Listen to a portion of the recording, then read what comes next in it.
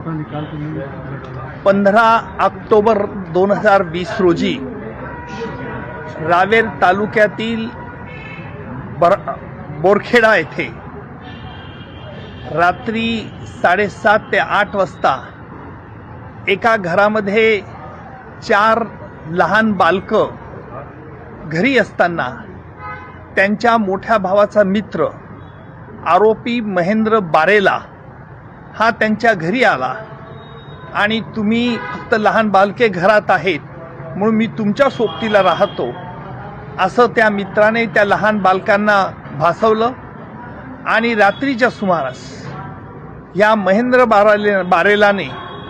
ती जी घरामध्ये सर्वात मोठी वय वर्ष 13 हिच्यावरती बलात्कार केला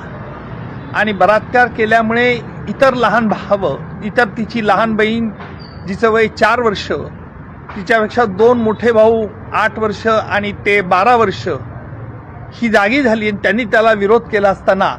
याने कुऱ्हाडीने त्यांच्या डोक्यावरती आणि मानेवरती सपासप वार घालून त्यांना ठार केलं. असे चौघांची निगरून हत्या केल्यानंतर जळगाव जिल्ह्यात या घटनेमुळे एकच खळबळ उडाली होती. या खटल्यामध्ये आम्ही एकूण 27 साक्षीदार तपासले आणि अशा नराधमाला शिक्षा ही कुठली कमी असू नये तर त्याला सर्वात फाशीची शिक्षा ही हवी. याकरता न्यायालयात आम्ही वेगवेगळे न्यायालयात दाखले दिले आणि दाखले देतेवेळी आम्ही सांगितलं की अतिशय थंड बुद्धीने ह्या आरोपीने ह्या लहान मुलांचा खून केलेला आहे, याला फाशीपेक्षा कमी शिक्षा दिली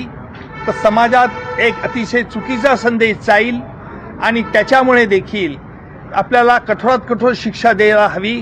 कारण कठोर शिक्षेचा उद्देश फक्त नुसता त्या गुन्हेगाराला शिक्षा नाही तर एक समाजामध्ये एक चांगला संदेश गेला पाहिजे की अशा प्रकारची घाणेरडी कृत्य आणि क्रौर्य करण्याला कायदा कधी क्षमा करत नसते. म्हणून याला फाशी शिक्षा मिळायला हवी. याकरता आम्ही तुरुंगाधिकारी त्याचप्रमाणे पोलीस तपास अधिकारी यांचा अहवाल तसेच त्याचा जो प्रोबेशन ऑफिसर असतात त्यांचा रिपोर्ट हे सगळे न्यायालयात दाखल केले आणि न्यायालयात प्रतिपादन युक्तिवाद काल केला होता आणि आज न्यायालयाने आपला हा निर्णय